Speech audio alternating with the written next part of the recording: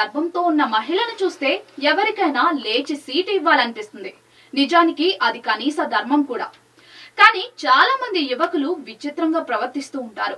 ఆడవాళ్లను, అందులోనూ గర్భిణీలను గౌరవించాలనే కనీస జ్ఞానం లేకుండా ప్రవర్తిస్తారు. సరిగ్గా ఇలాంటి సంఘటన ఒకటి ఇంటర్నెట్ లో వైరల్ గా మారింది.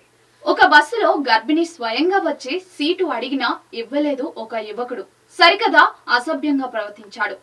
తన ఒళ్ళో కూర్చోమన్నట్టుగా సైగ చేశాడు.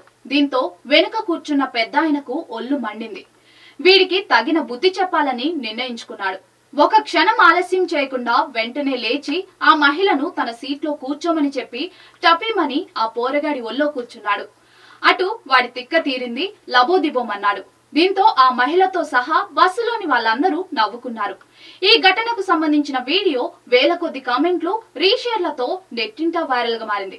తిక్క తీరింది బిడ్డకు, లేకపోతే ఏంటా యాటిట్యూడ్ అంటూ నెటిజన్లు కామెంట్స్ చేశారు. బుర్రా బుద్ధి ఉండాలి కదరా, మారండిరా అని మరికొందరు ఆగ్రహం వ్యక్తం చేశారు.